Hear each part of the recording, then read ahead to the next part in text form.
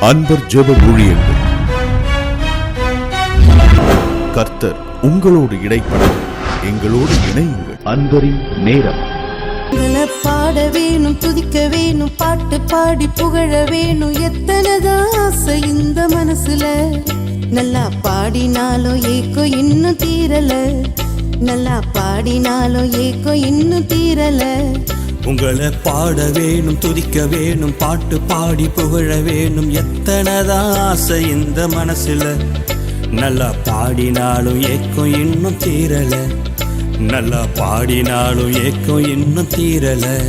ஏக்கம் தீரல, ஆசை மாறல, பாட்டு போதல என் வாழ்வுல. ஏக்கம் தீரல, ஆசை மாறல, பாட்டு போதல என் வாழ்வுல. உங்களை பாட வேணும், துதிக்க வேணும், பாட்டு பாடி புகழ வேணும். எத்தனைதான் ஆசை இந்த மனசுல. நல்லா பாடினாலும் ஏக்கம் இன்னும் தீரல. நல்லா பாடினாலும் ஏக்கம் இன்னும் தீரல.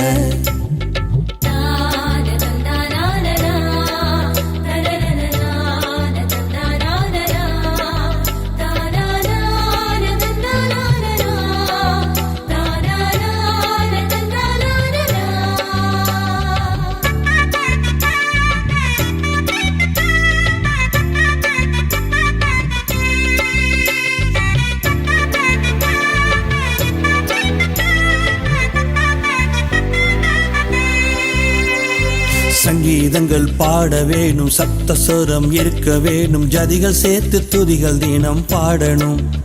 உங்களை பாட பாட ஏக்கமெல்லாம் தீரணும். உங்களை பாட பாட ஏக்கமெல்லாம் தீரணும். சங்கீதங்கள் பாட வேணும், சப்த ஸ்வரம் இருக்க வேணும். ஜதிகள் சேர்த்து துதிகள் தினம் பாடணும். உங்களை பாட பாட ஏக்கமெல்லாம் தீரணும். உங்களை பாட பாட ஏக்கமெல்லாம் தீரணும். ஏக்கம் தீரல, ஆசை மாறல, பாட்டு போதல என் வாழ்வுல. ஏக்கம் தீரல, ஆசை மாறல, பாட்டு போதல என் வாழ்வுல. உங்களை பாட வேணும், துதிக்க வேணும், பாட்டு பாடி புகழ வேணும். எத்தனைதான் ஆசை இந்த மனசுல. நல்லா பாடினாலும் ஏக்கம் இன்னும் தீரல. நல்லா பாடினாலும் ஏக்கம் இன்னும் தீரல.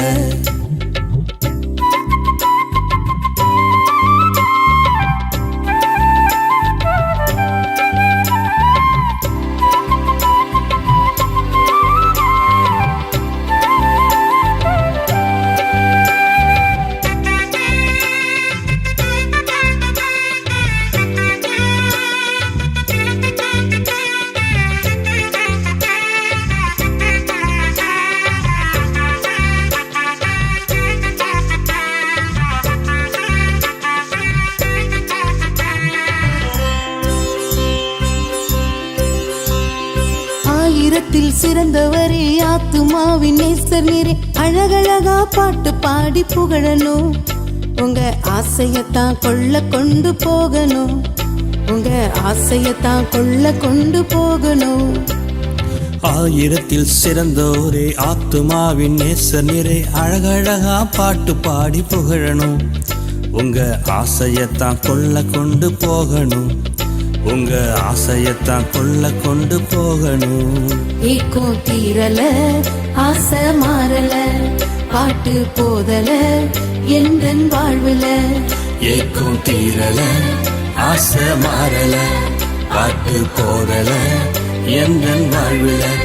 உங்களை பாட வேணும், துதிக்க வேணும், பாட்டு பாடி புகழ வேணும். எத்தனைதான் ஆசை இந்த மனசுல. நல்லா பாடினாலும் ஏக்கம் இன்னும் தீரல. நல்லா பாடினாலும் ஏக்கம் இன்னும் தீரல.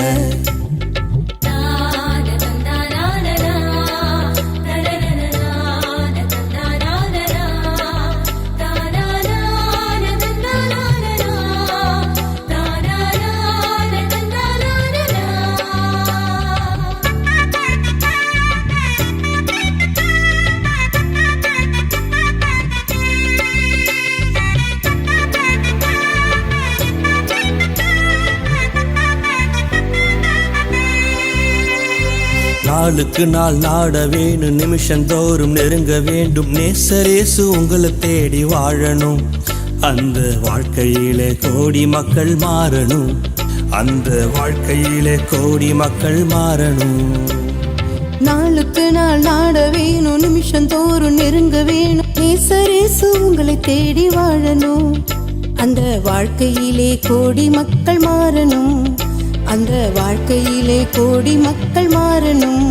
தேசம் மாறணும், ஜனங்கள் சேரணும், சபைகள் நிரம்பணும், சந்தோஷம் பெருகணும். தேசம் மாறணும், ஜனங்கள் சேரணும், சபைகள் நிரம்பணும், சந்தோஷம் பெருகணும். உங்களை பாட வேணும், துதிக்க வேணும், பாட்டு பாடி புகழ வேணும். எத்தனை ஆசை இந்த மனசுல, நல்லா பாடினாலும் ஏக்கம் இன்னும் தீரல. நல்லா பாடினாலும் ஏக்கம் இன்னும் தீரல. அன்பர் ஜப ஊழியங்கள் நடத்தும் தானியேல் முகாம். கருப்பொருள்: சுடர்களைப் போல. பிலிப்பியர் 2:14. தேவ செய்தியும் ஜபமும். சகோதரி எலிசபெத் ராஜ்குமார், சகோதரர் ஜி ராஜ்குமார், சகோதரர் ஜான் செல்லத்துறை. நடைபெறும் நாள் 2024 ஜனவரி 14 மற்றும் 15. நேரம் 14ஆம் தேதி பகல் 1 மணி முதல் மாலை 6 மணி வரை. 15ஆம் தேதி திங்கட்கிழமை காலை 9 மணி முதல் மாலை 6 மணி வரை. நடைபெறும் இடம் GN திருமண மண்டபம், சிதம்பரம் ரோடு, விருத்தாச்சலம். வாலிபர்களுக்காகவும் கர்த்தருக்கென்று பிரகாசிக்கவும் ஊழியம் செய்யவும் விரும்புகிறவர்கள் மற்றும் கர்த்தருடைய ஊழியங்களுக்காகவும் ஒரு விசேஷ முகாம். அபிஷேகம் நிறைந்த பாடல்கள், ஆராதனை நேரங்கள், அக்னியான தேவ செய்திகள், அபிஷேக நேரங்கள், குரு நாடகம் மற்றும் வேத வினா போட்டிகள். தவறவிடாதீர், பங்கெடுப்பீர், ஆசீர்வாதம் பெறுவீர். அப்போஸ்தல நடபடிகள் 1ஆம் அதிகாரம் 8ஆம் வசனத்தை நாம் இப்படியாக வாசித்து தியானித்தோம் இல்லையா? பரிசுத்த ஆவி உங்களிடத்தில் வரும்பொழுது நீங்கள் பலனடைந்து எருசலேமிலும் யூதேயா முழுவதிலும் சமாரியாவிலும் பூமியின் கடைசி பரியந்தமும் எனக்கு சாட்சிகளாய் இருப்பீர்கள் என்பதாக ஆண்டவர் நம்மோடு கூட பல காரியங்களை பேசினார். நம்மை பலப்படுத்தும் வண்ணமாக நம்முடைய பலவீனங்களையெல்லாம் அவர் பலனாய் மாற்றுகிறவர் என்பதாக நம்மோடு கூட பேசினார். அதன் மூலமாய் நாம் பலனடைவதன் மூலமாய் நாம் சாட்சிகளாய் இருக்க முடியும் என்பதை குறித்து பேசினார். இந்த நாளிலும் கூட கர்த்தர் நம்மோடு கூட இந்த வசனத்தை வைத்து பேச விரும்புகிறார். எனக்கு சாட்சிகளாய் இருப்பீர்கள், எனக்கு சாட்சிகளாய் இருப்பீர்கள் என்று ஆண்டவர் சொல்லும் பொழுது முந்தின காரியங்கள் என்ன? அப்போஸ்தல நடபடிகள் 1:8 அவர் பரிசுத்தாவி உங்களிடத்தில் வரும்பொழுது நீங்கள் பலனடைந்து எனக்கு சாட்சிகளாக இருப்பீர்கள். ரொம்ப சிம்பிளான காரியத்தை ஆண்டவர் மிக மிக அழுத்தமாக சொல்லியிருக்கிறார். என்ன சாதாரண விஷயமா? நாம் பலவீனமான ஒரு நபர் அங்கு சாட்சியாக எழும்போது சாதாரண விஷயமா? ஆனால் அதை மிக சாதாரணமாக்கினவர் நம்முடைய ஆண்டவர். அவர் தம்முடைய சீஷர்களை அப்படிதான் மாற்றினார்.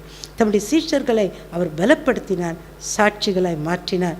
அன்பானவர்களே, அதை குறித்து நாம் சில காரியங்களை இன்றைக்கு பார்த்து நாமும் சாட்சிகளாய் எழும்பும்படி ஜெபிக்க போகிறோம். யோவான் சுவிசேஷம் 1 அதிகாரம் 7ஆம் வசனத்தை நாம் வாசிக்கும் பொழுது யோவானை பற்றி சொல்லப்பட்ட வார்த்தை, அவன் தன்னால் எல்லாரும் விசுவாசிக்கும்படி அந்த ஒளியை குறித்து சாட்சி கொடுக்க சாட்சியாக வந்தான். அதை குறித்து நமக்கு அந்த யோவான் சுவிசேஷம் 1 அதிகாரத்தில் சில வார்த்தைகளை நாம் பார்க்கும் பொழுது அங்கே 1 அதிகாரம் 4ஆம் வசனத்திலிருந்து நாம் வாசிக்கிறோம். அவருக்குள் ஜீவன் இருந்தது, அந்த ஜீவன் மனுஷருக்கு ஒளியாய் இருந்தது, அந்த ஒளி இருளிலே பிரகாசிக்கிறது, இருளானது அதை பற்றி கொள்ளவில்லை. தேவனால் அனுப்பப்பட்ட ஒரு மனுஷன் இருந்தான், அவன் பேர் யோவான். அவன் தன்னால் எல்லாரும் விசுவாசிக்கும்படி அந்த ஒளியை குறித்து சாட்சி கொடுக்க சாட்சியாக வந்தான். அவருடைய சீஷர்கள் எல்லாரும் அங்கே அவரோடு கூட இருந்த அப்போஸ்தலர்கள் அவ்வளவு பேருமே ஒரு கட்டம் வரும்பொழுது பேதுரு மறுதலித்து விட்டு போனார். சிலர் கடினமான உபதேசம் என்று சொல்லி ஆண்டவர் விட்டு விலகி போனார்கள். அங்கே ஆண்டவர் இயேசுவை பிடித்து அவரை சிலுவையில் அறையும்படி இழுத்துச் செல்லப்படுகிற காரியத்தில் பலர் பயந்து ஓடினார்கள். ஆனால் பரிசுத்த ஆவியானவர் இவர்களை எல்லாரையும் விடவில்லை. கர்த்தர் சொன்னார், இயேசு சொன்னார், நான் போவேனே ஆகில் வேறொரு தேற்றரவாளரை உங்களுக்கு அனுப்புவேன், அவர் சகல சத்தியங்களுக்குள் உங்களை நடத்துவார் என்பதாக பரிசுத்த ஆவியை பற்றி தான் வாக்குத்தத்தம் பண்ணினார். வாக்குத்தத்தம் பண்ணப்பட்ட காரியம் அதை சீஷர்கள் அங்கே மேல் வீட்டு அறையிலே 120 பேர் மரியாளோடு கூட இணைந்து அவர்கள் கேட்டு அதை பெற்றுக்கொண்டார்கள் என்பதை நாம் பார்க்கிறோம். அதை அப்போஸ்தலர் 2ஆம் அதிகாரத்தில் நாம் பார்க்கிறோம் இல்லையா? அந்த மேலறை வீட்டில் அவர்கள் ஒருமனப்பட்டு கூடியிருந்த பொழுது இடம் அசையத்தக்கதாக அங்கே பரிசுத்த ஆவியானவர் இறங்கி வந்தார்.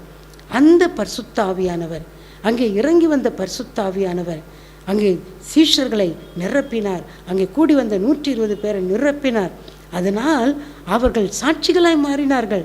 நிறைய காரியங்களை நாம் தியானிக்க முடியுமானால் யோவானை குறித்து சொல்லப்பட்ட விஷயத்தை தான் நாம் பார்க்கிறோம். அவர் என்ன சொல்லுகிறார்? அவன் தன்னால் எல்லாரும் விசுவாசிக்க முடியாது. வசனத்தை கவனிங்க.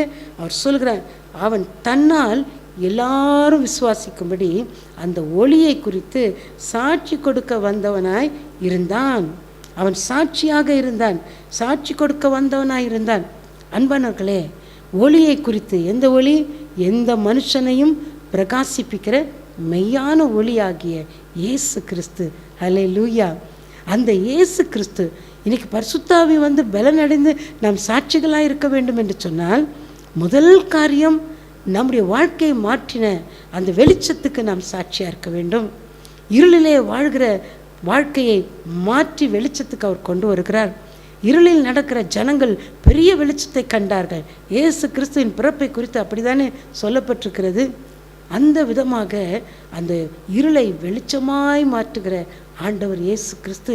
அந்தகாரத்தின் இருள், பாவம் என்ற இருள், சாபம் என்ற இருள், பாவங்கள் என்ற இருள், பயங்கள் என்ற இருள், பிசாசின் கிரியைகள் என்ற இருள், அந்த இருளிலிருந்து நம்மை வெளிச்சத்துக்கு கொண்டு வருகிற வெளிச்சம்தான் ஆண்டவராகிய இயேசு கிறிஸ்து. அந்த ஒளி, மெய்யான ஒளி, எந்த மனுஷனையும் பிரகாசிப்பிக்கிற மெய்யான ஒளி. ஹல்லேலூயா! யோவான் அதை குறித்து தான் சாட்சி சொன்னார். இன்றைக்கு நம்முடைய வாழ்க்கை என்ன? அன்பர்களே, என்னுடைய அனுபவத்தை நான் திரும்பி பார்க்கிறேன். ஒரு காலத்தில் தற்கொலை என்ற இருளின் பாதையில் ஓடினேன். ஆண்டவர் கொடுத்துருக்கிற சமாதானத்தை அறியாததினாலே, ரட்சிப்பை அறியாததினாலே, மரணம்தான் ஒரு முடிவு, தற்கொலை தான் முடிவு என்று ஓடினேன். அந்த வாழ்க்கையை இந்த வெளிச்சமாகிய இயேசு சந்தித்தார். அந்த வெளி, அந்த எந்த மனுஷனையும் பிரகாசிப்பிக்கிற சாதாரண ஒளி அல்ல, மெய்யான ஒளி. என்னுடைய வாழ்க்கையில் அந்த மெய்யான உண்மையான ஒளி இயேசு வந்தார். வெளிச்சம் வந்தது, இருளை நீக்குகிற வெளிச்சம் வந்தது. அந்த வெளிச்சம் வந்த உடனே என்னுடைய வாழ்க்கையில் இந்த தற்கொலை எண்ணம் என்ற இருள் ஓடி போனது. கலக்கங்கள், பயங்கள், கண்ணீர் என்ற இருள் ஓடிவிட்டது. வெளிச்சமாகிய இயேசு கிறிஸ்து எனக்குள்ளே வந்ததினாலே, அன்பானவர்களே, அந்த வெளிச்சம், அந்த இயேசு, அவர் எனக்குள் வந்ததற்கு இன்று வரை அவர் என்னை சாட்சியாக வைத்திருக்கிறார். அதே விதமாகத்தான் வேதத்திலே பார்க்கிறோம். யோவான் சாட்சி கொடுக்க வந்தவனாக இருந்தார். அந்த ஒளியை குறித்து, அந்த ஒளியை பற்றி என்ன சொல்லியிருக்கிறது? அந்த ஒளி அந்த ஜீவனாக மனுஷருக்கு ஒளியாக இருந்தது. இயேசு கிறிஸ்து அவர்தான் ஜீவன். ஹல்லேலூயா! நானே வழியும் சத்தியமும் ஜீவனுமாக இருக்கிறேன் என்று இயேசு மாத்திரம்தான் சொல்லியிருக்கிறார். வேறு ஒருவராலும் அந்த வார்த்தையை சொல்ல முடியாது, சொல்லவும் இல்லை. இயேசு சொன்னார், நானே வழி, நானே சத்தியம், நானே ஜீவனாக இருக்கிறேன். அந்த ஜீவன் அவரை பற்றி சொல்லப்பட்டிருக்குது. அவருக்குள் ஜீவன் இருந்தது. அந்த ஜீவன் மனுஷருக்கு ஒளியாக இருந்தது. அந்த ஒளி தான், அந்த ஒளி இருளிலே பிரகாசிக்கிறது. இருள் அதை பற்றி கொள்ள முடியவில்லை. ஆமென். ரொம்ப முக்கியமான சத்தியம் அது. இருள் ஒரு நாளும் வெளிச்சத்தை பற்றி கொள்ள முடியாது.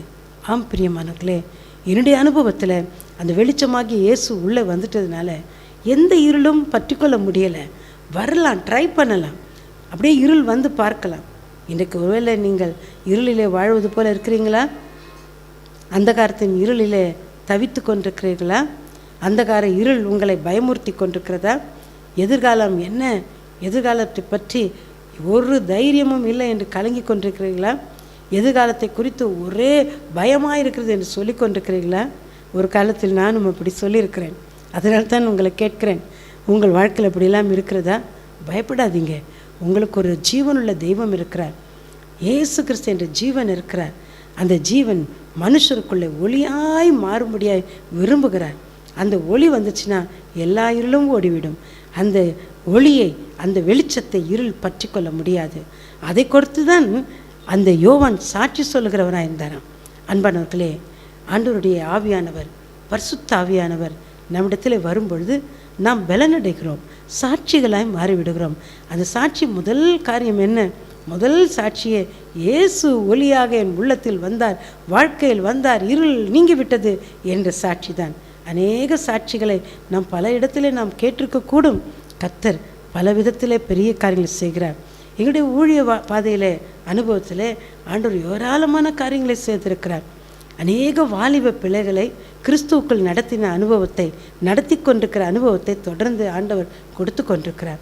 ஆரம்ப காலத்திலிருந்து அநேக வாலிப பிள்ளைகள், அவர்களை குறித்த பாரத்தை எனக்கு கொடுத்தார். காரணம், நானும் ஒரு டீனேஜாக வாலிப பெண்ணாக இருக்கும் பொழுது தான் அந்த இருளின் பாதையில், தற்கொலை பாதையில் ஓடி அது முடிந்துவிட வேண்டும் வாழ்க்கை என்று நினைத்த ஒரு மனுஷி இல்லையா.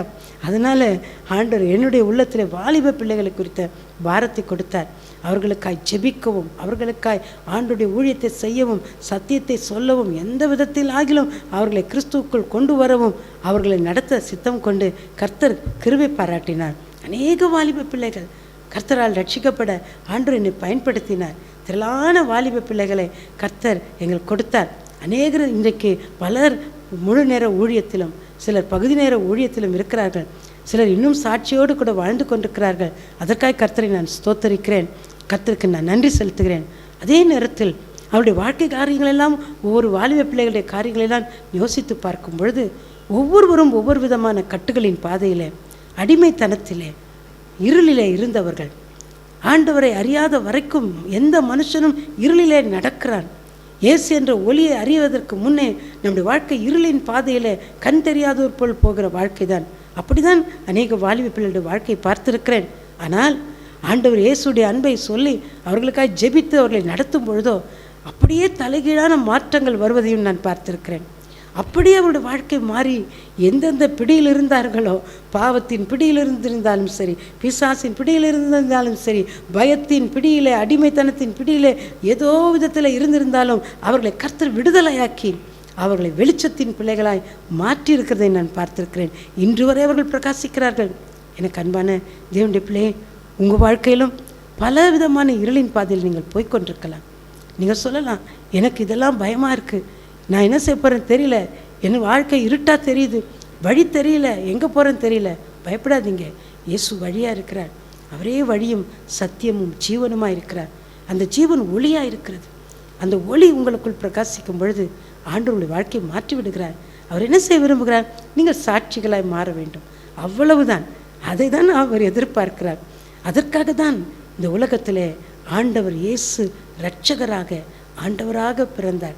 இன்றைக்கும் நம்முடைய உள்ளத்தில் பிரகாசித்து இருளின் அதிகாரத்திலிருந்து, அந்தகாரத்தின் இருளிலிருந்து நம்மை விடுதலையாக்கி நம்மை விசேஷ பாதையில் நடத்துகிறார். அதனால்தான் வேதம் சொல்லுகிறது, அந்தகாரத்தின் இருளிலிருந்து ஆச்சரியமான ஒளிக்கு அவர் நம்மை வரவழைத்திருக்கிறாராம். ஹல்லேலூயா. வேத வசனம் சொல்லுகிறபடி அந்தகாரத்தின் இருளிலிருந்து நம்மை ஆச்சரியமான ஒளிக்கு அவர் வரவழைத்து விட்டார். என்னை வரவழைத்து விட்டார். என்னை அப்படிதான் அந்தகாரத்தின் இருளிலிருந்து ஆச்சரியமான ஒளிக்க வரவழைத்தார். என்னை கொண்டு ஆயிரக்கணக்கான வாலிப பிள்ளைகளுடைய குடும்பங்களுடைய வாழ்க்கையில் அதை செய்து அவர்களை அப்படி இருளிலிருந்து வெளிச்சத்துக்கு ஆச்சரியமான ஒளிக்கு கொண்டு வந்திருக்கிறார். எனக்கு அன்பானவர்களே, அது மாத்திரமல்ல, இன்றைக்கும் நான் உங்களுக்கு சாட்சி சொல்வது போல ஒவ்வொருடைய வாழ்க்கை சாட்சியாக இருக்க வேண்டும் என்று விரும்புகிற தேவன், அதை தான் இன்றைக்கு கர்த்தர் உங்களோடு கூட பேசுகிறார். நீங்களும் சாட்சியாக இருப்பீர்களா? ஆண்டவர் எதிர்பார்க்கிறது என்ன? அவருக்கு சாட்சியாக இருக்க வேண்டும். அந்த காலத்தின் இருளிலிருந்து ஆச்சரியமான ஒளிக்கு வரவழைத்தவருடைய புண்ணியங்களை அறிவிக்கும்படி ஆண்டவர் உங்களை விசேஷமாக்கி விட்டாராம். நீங்கள் தெரிந்து கொள்ளப்பட்டவர்கள், நீங்கள் தெரிந்து கொள்ளப்பட்ட சந்ததி, ராஜரீகமான ஆசாரிய கூட்டம், பரிசுத்த ஜாதி, அவருக்கு சொந்த ஜனம் என்று அவர் சொல்லியிருக்கிறார். எனவே நீங்கள் சாட்சிகளாய் ஆண்டவருக்காய் பிரகாசிக்க வேண்டுமே, அவருடைய வெளிச்சத்தை நீங்கள் கொண்டு போக வேண்டுமே, நீங்கள் உங்கள் வீட்டிலே, நீங்கள் இருக்கிற வீட்டிலே நீங்கள் வெளிச்சம் தர வேண்டுமே. நீங்கள் உங்கள் குடும்பத்தில் ஒருவேளை ரட்சிக்கப்பட்டிருப்பீர்களானால் நீங்கள் வாழ்கிற உங்கள் வாழ்க்கை ஒரு வெளிச்சமாக இருந்து அதன் மூலம் மற்றவர்கள் மாற வேண்டுமே. என் குடும்பத்தில் அப்படி என் உடன்பிறப்புகள், அவருடைய பிள்ளைகள், இன்னும் என்னுடைய உறவினர்கள் அநேகர் அப்படி ரட்சிக்கப்பட்டார்கள். அவர்கள் மாறினார்கள், பிரகாசிக்கிறார்கள். இன்றைக்கு உங்கள் வாழ்க்கை என்ன? யோசித்து பாருங்கள். அநேகர் நாம் சொல்லுவோம், என்னுடைய வாழ்க்கையில் இந்த பிரச்சனை இருக்குது, அது இருக்குது, அதை தான் நம்ம முக்கியமாக நினைக்கிறோம். ஆனால் ஒரு பிரச்சனை இருக்குது தெரியுமா?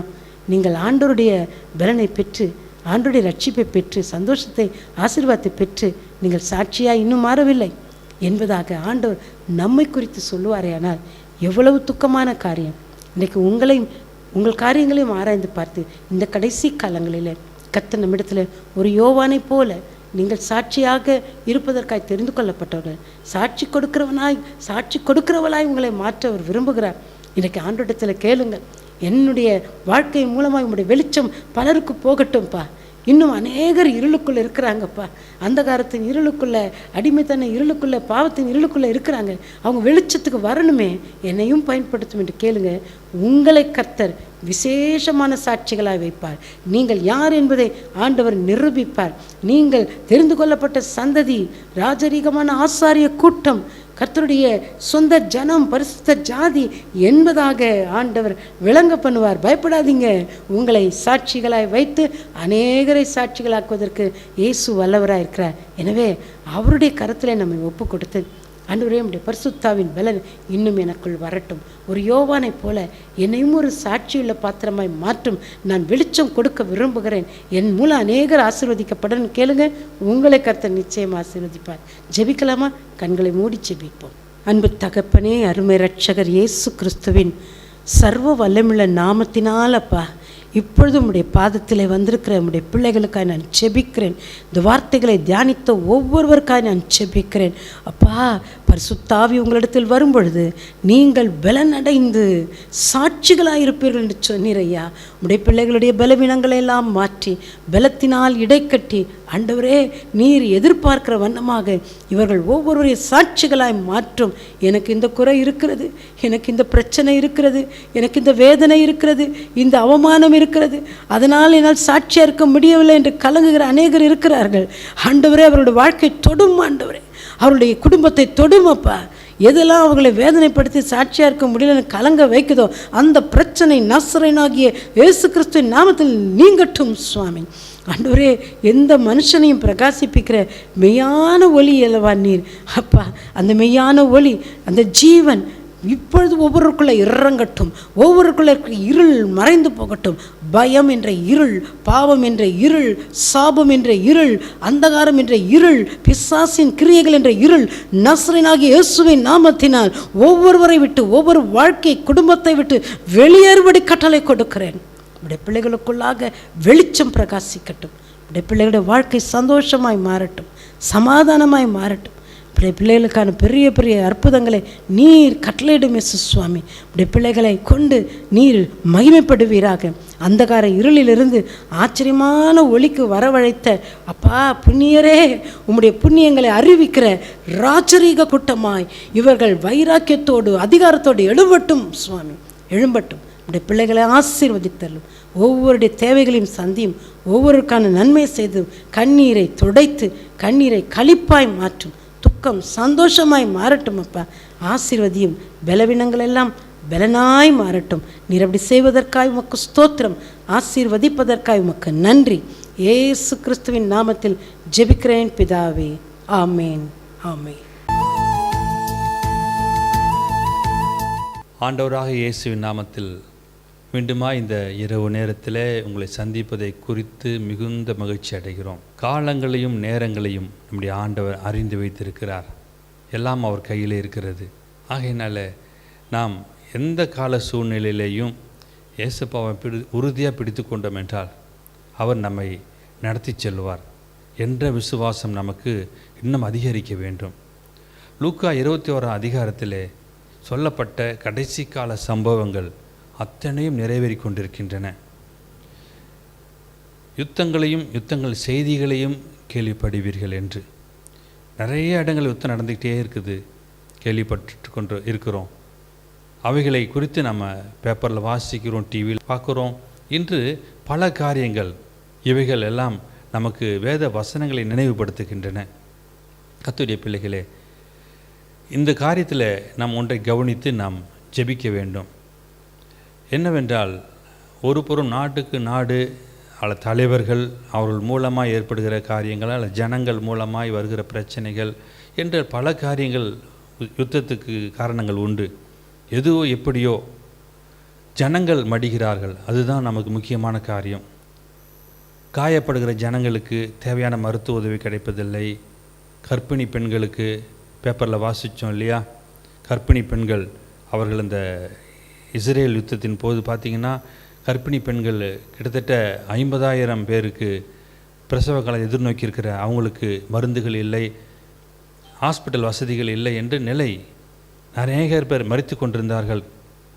இந்த மாதிரி சூழ்நிலைகள் நிறைய காணப்படுகிறது. குடும்பங்களை பிரிந்து போகிற சூழ்நிலை, இப்படி வேதனையான சம்பவங்கள், ஆயிரக்கணக்கான ஜனங்கள் மடிந்து போகிறார்கள். அதுக்காகத்தான் நாம் பாரப்பட்டு ஜெபிக்க போகிறோம். யுத்தங்களை ஓய பண்ணுகிறவர் என்று வேதம் சொல்லுகிறது. கண்களை மூடி நாம் ஜெபிப்போம். தகப்பனே, உமக்கு நன்றி செலுத்துகிறோம் ஆண்டவரே. அப்பா, வேத வசனங்கள் நிறைவேறுகிறதை நாங்கள் பார்க்கிறோம் ஆண்டவரே. இந்த கடைசி காலத்தில் நடக்க வேண்டிய பல காரியங்களை குறித்து வேதம் சொல்லுகிறது. அவைகளெல்லாம் நடந்தேறி கொண்டிருக்கின்றன. ஒரு புறம் யுத்தங்கள் காரியங்கள் எல்லாம் நடந்து கொண்டிருக்கின்றன, மறுபுறம் ஜனங்கள் ஆண்டவரே யுத்தத்தின் பொழுது ஆயிரக்கணக்கான ஜனங்கள் எல்லா பக்கத்திலையும் சேதங்கள் ஏற்படுகிறது. ஜனங்கள் மடிந்து கொண்டிருக்கிறார்கள் ஆண்டவரே. அப்பா, அதனால் நிறைய பேருக்கு ஆண்டவரே சரீரப்பிரகாரமான இழப்புகள் ஏற்படுகிறது ஆண்டவரே. பலவிதமான பொருளாதார நஷ்டங்கள், எல்லா விதமான பல ஆண்டவரே தேவையில்லாத பல காரியங்கள் ஏற்பட்டு ஜனங்கள் வேதனைக்குள்ளா போகிறாங்க ஆண்டவரே. அதற்கு பிறகு அவைகளை சீரமைப்பது என்பது ரொம்ப கடினமான ஒரு காரியமாக இருக்கிறது ஆண்டவரே. பகை வளர்கிறது ஆண்டவரே. அப்பா, இந்த சூழ்நிலைகளுக்காக நான் கருத்தாக ஜெபிக்கிறோம் ஆண்டவரே. ஜனங்கள் உயிரிழப்பு தடுத்து நிறுத்தப்பட வேண்டும் ஆண்டவரே. போர் நிறுத்தங்கள் உண்டாகணும் ஆண்டவரே. இது கிரியை செய்தருளும்படியே நாங்கள் ஜெபிக்கிறோம் ஆண்டவரே. அப்பா ஸ்தோத்திரம். பகைமைகள் உண்டாகக்கூடாது ஆண்டவரே. தேசத்தில் ஒரு ஒற்றுமை, ஒரு சமாதானம் உண்டாகும்படியே நாங்கள் ஜெபிக்கிறோம் ஆண்டவரே. அப்பா, ஜனங்கள் ஆண்டவரே நிறைய பேர் பாதிக்கப்பட்டிருக்கிறாங்க. பாதிக்கப்பட்ட சரீரங்கள் எல்லாம் ஆண்டவரே பலகீனம் அடைந்தவர்களாகவும் காயப்பட்டவர்களும் இருக்கிறாங்க ஆண்டவரே. அவர்களுக்காக கூட நாங்கள் ஜெபிக்கிறோம் ஆண்டவரே. அப்பா ஸ்தோத்திரம். அவர்கள் காயங்கள் சீக்கிரமாக ஆறும்படியாக கூட ஜெபிக்கிறோம் ஆண்டவரே. ஒவ்வொருவருக்காய் மன்றாடுகிறோம் ஆண்டவரே. உம்முடைய கரத்திலே முற்றிலுமாய் ஒப்பு கொடுக்கிறோம். நீர் ஏதாகிலும் ஒன்று செய்து எல்லா யுத்தங்களை நிறுத்தி ஒரு சமாதானத்தை, ஒரு சந்தோஷத்தை தேசங்களில் உண்டாகும்படியாக நாங்கள் ஜெபிக்கிறோம் ஆண்டவரே. ஜெபிக்கிறோம் அப்பா. இனி ஒரு பிரச்சனைகள் உண்டாகாதபடியும் நாங்கள் ஜெபிக்கிறோம். நீரை பொறுப்பெடுத்துக் கொள்வீராக. நீர் வழி நடத்தி செல்லும்படியாக நாங்கள் ஜெபிக்கிறோம். ஆசீர்வதியும். இயேசுவின் நாமத்தில் ஜெபிக்கிறோம் எங்கள் நல்ல பிதாவே, ஆமென். அன்பர் ஜப ஊழியங்கள் விருத்தாச்சலம், கடலூர் மாவட்டம், தமிழ்நாடு. எங்கள் மொபைல் மற்றும் வாட்ஸ்அப் எண்கள் 9894333923 மற்றும் 9865868439. கர்த்தர் உங்களை ஆசீர்வதிப்பாராக.